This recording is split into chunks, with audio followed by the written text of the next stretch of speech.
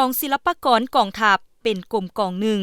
มีต้นกำเนิดและขยายตัวมาจากสภาพแวดล้อมและความเรียกร้องต้องการของขบวนการปฏิวัติของปวงชนลาวรักชาติมีหน้าที่เคลื่อนไหววิสาเฉพาะรับใช้ในการแสดงศิลปะวรรณคดีทั้งภายในและต่างประเทศก็คือการแสดงรับใช้อยู่ในกองทัพประชาชนลาวซึ่งในแต่ละระยะก็มีชื่อเอิ้นแตกต่างกันเช่นนับแต่ปี 1955 หา 1964 เป็นหน่วยโฆษณาประกอบอาวุธของแนวลาวรักชาติหน่วยศิลปะวรรณคดีกำลังประกอบอาวุธอิสระซึ่งนักแสดงเวลานั้นมี20กว่าสหายในนั้นนักแสดงแม่นได้คัดเลือกเอาบรรดานักรบผู้ที่มีพรสวรรค์อยู่แต่ละกลุ่มกองสู่รบการจัดตั้งหัดแอบเป็นรายการแสดงและเคลื่อนไหวหับไส้กรมกองทหารถึงปี 1968 ได้จัดตั้งเป็นหน่วยวรรณคดีห้องการเมืองกองทัพปลดปล่อยประชาชนลาวอยู่เขตที่มั่นการปฏิวัติแขวงหัวพันคณะพักคณะบรรษากองศิลปากรกองทัพได้เอาใจใส่ซี่นำพาโดยถือเอาแนวทางนโยบายของศูนย์กลางแนวลาวอิสระหรือแนวลาวรักชาติมาประดิษฐ์แต่งเป็นบทฟ้อนก่อนขับก่อนลำสร้างเป็นรายการแสดงและลงเคลื่อนไหวสุกยูกำลังประกอบอาวุธประชาชนลาวบรรดาเผ่าให้มีน้ำใจรักชาติรักบ้านเกิดเมืองนอนเคียดสังความโหดร้ายป่าเถื่อนของพวกศัตรูผู้หุกหานวันที่20มังกร 1968 กองบัญชาการทหารสูงสุดประกาศสร้างตั้งกองศิลปากรกองทัพปลดปล่อยประชาชนลาวก็คือกองศิลปากรกองทัพประชาชนลาวในปัจจุบันอย่างเป็นทางการโดยแม่นทานโอสกันธรรมเทวาคณะห้องการเมืองกองบัญชาการทหารสูงสุดเป็นผู้อ่านข้อตกลงกองศิลปากรกองทัพประชาชนลาวเป็นกองหนึ่งที่นอนในโครงประกอบการจัดตั้งของกองทัพประชาชนลาวซึ่งเป็นกองวิชาเฉพาะด้านศิลปะการแสดงภายใต้การสีนำพาขององค์คณะพรรคกระทรวงป้องกันประเทศโดยแม่นการสีนำศึกษาอุปภมหอบด้านของกรมใหญ่การเมืองกองทัพและกรมโฆษณาอุปภมกองศิลปากรกองทัพประชาชนลาวมีต้นกำเนิดและขยายตัวมาจากสภาพแวดล้อมความเรียกร้องต้องการของกระบวนการปฏิวัติของปวงชนลาวทั้งชาติในแต่ละระยะก็มีชื่ออื่นแตกต่างกันเช่นนับแต่ปี 1955 หา 1964 เอิ้นเป็นหน่วยโฆษณาประกอบอาวุธของแนวลาวรักชาติหน่วยศิลปะวรรณคดีของกำลังประกอบอาวุธลาวอิสระนักแสดงในระยะนั้นมีเพียงแต่20กว่าคนเท่านั้นนักแสดงแม่นคัดเลือกเอาบรรดานักรบผู้ที่มีพรสวรรค์อยู่แต่ละกรมกองกำลังสู้รบพร้อมกันจัดตั้งฝึกแอบเป็นรายการแสดงและเคลื่อนไหวแสดงรับใช้กรมกองทหารถึงปี 1968 ได้จัดตั้งเป็นหน่วยวรรณคดีของหองการเมืองกองบัญชาการทหารสูงสุดกองทัพปลดปล่อยประชาชนลาวอยู่เขตที่มั่นการปฏิวัติแขวงหัวพันหน้าที่ต้นต่อในเวลานั้นแม่นการนำเอาแนวทางนโยบาย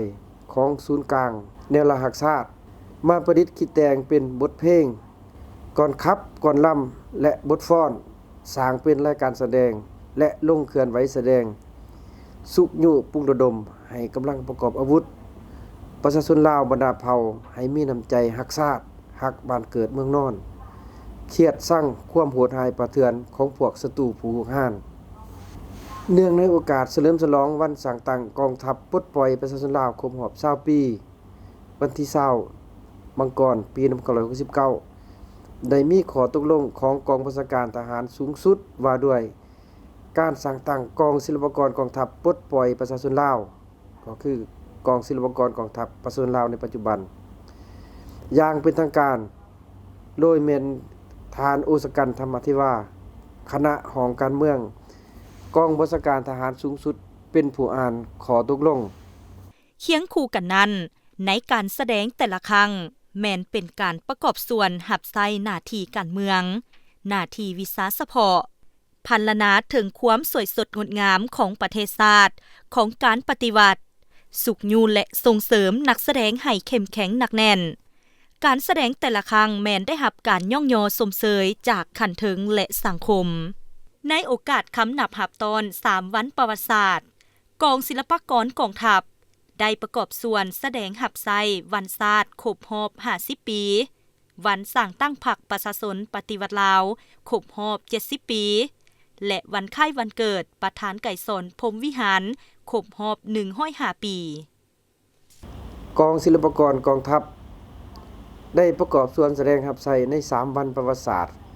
ก็คือวันสร้างตั้งพรรคประชาชนลาวครบรอบ70ปีวันที่22มีนา1955 22มีนาปี2025วันสถาปนาสาธารณรัฐประชาธิปไตยประชาชนลาวครบรอบ50ปีวันที่2ธันวา1975 2ธันวาปี2025และวันคล้ายวันเกิดประธานไกรสอนพรหมวิหารครบรอบ105ปีวันที่13ธันวาปี1920 13ธันวาปี2025สำเร็จตามแผนการและจุดประสงค์ขาดหมายที่ภาครัฐขันเทิงได้มอบหมายให้กองศิลปากรกองทัพประชาชนลาวพวกเฮาคือดังพวกเฮาฮู้นำกันแล้วว่า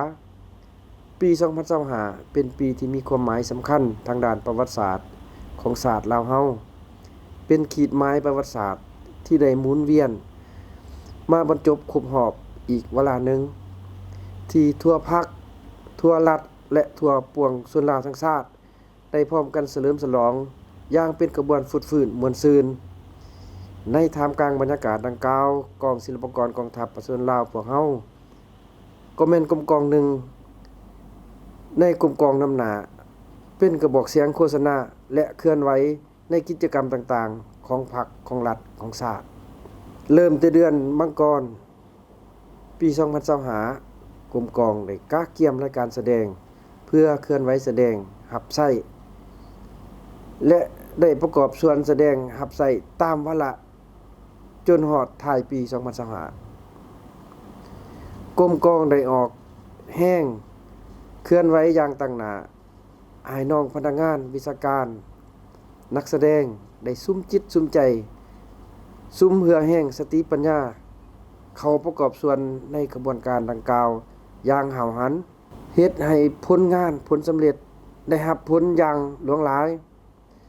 เฮ็ดให้กรมกองได้รับความไว้วางใจจากคันเทิงภาครัฐและได้รับความนิยมชมชอบจากมวลชนรักษาได้มุนเสืออันดีงามและเป็นแบบอย่างของกองศิลปากรกองทัพประชาชนลาวรายการที่แสดงเข้าใส่การเฉลิมฉลองครั้งนี้ก็มีหลายรายการสมควรเช่นรายการแสดงรับใช้วันสร้างตั้งพรรคประชาชนลาวครบรอบ70ปีรวมมี5รายการซึ่งในนั้นมีจำนวนพลพนักงานวิชาการเข้าร่วมเคลื่อนไหวแสดง80สหายรายการแสดงรับใช้วันสถาปนาสปป.ลาวครบรอบ50ปีรวมมี5รายการซึ่งมีจำนวนพลพนักงานวิชาการนักแสดงเข้าร่วมทั้งหมด80กว่าสหายรายการแสดงรับใช้พิธีโฮมชุมนุมฉลองวันเกิดประธานไกรสอนพรหมวิหารครบรอบ105ปีรวมมี3รายการซึ่งมีจำนวนพลพนักงานวิชาการ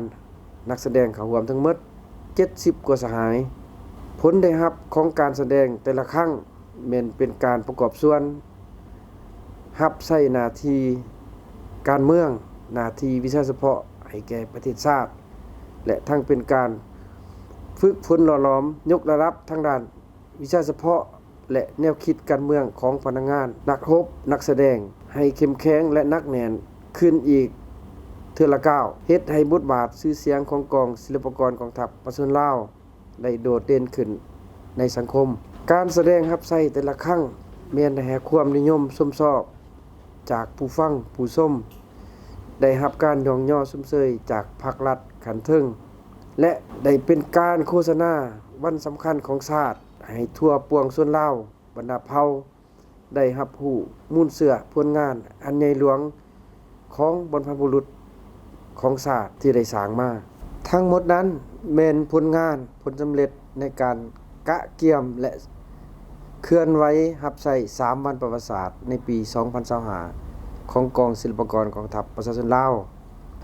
ทิศทางต่อหน้าของกองศิลปากรกองทัพประชาชนลาวพวกเฮาแม่นจะสืบต่อฝึกแอบหำเฮียนยกระดับทางด้านวิชาเฉพาะเทคนิคศิลปะการแสดงให้สูงขึ้นกว่าเก่าเพื่อกะเกี่ยมเคลื่อนไหวแสดงรับใช้วัดสำคัญต่างๆของชาติและรับใช้ตามแผนการตามคำสั่งของขันเทิงเนื่องในโอกาสเฉลิมฉลอง3วันประวัติศาสตร์ในปี 2025 ในนามส่วนตัวและในนามคณะพรรคคณะบัญชากองศิลปากรกองทัพประชาชนลาวขออวยพรให้การนำภาครัฐจงมีสุขภาพเข้มแข็งมีพลานามัยสมบูรณ์ในชีวิตส่วนตัวและครอบครัวและอีกเทื่อนึงเนื่องในโอกาสวันสร้างต่างกองทัพประชาชนลาวครบรอบ77 ปีขออวยพรใส่ให้การนำภาครัฐคณะนำกระทรวงป้องกันประเทศตลอดฮอดพนักงานนักรบทั่วกองทัพประชาชนลาวจงมีสุขภาพเข้มแข็งเฮ็ดสำเร็จหน้าที่ที่ภาครัฐคันเทิงได้มอบหมายให้เว้ารวมแล้วตลอดระยะ57 ปีผ่านมาแห่งการเติบใหญ่ขยายตัวภายใต้การซี้นำพาขององค์คณะพรรคกระทรวงป้องกันประเทศกองศิลปากรกองทัพยังได้สืบต่อขยายมูลเสื้อในการเคลื่อนไหวรับใช้หน้าที่การเมืองของตนอย่างต่อเนื่อง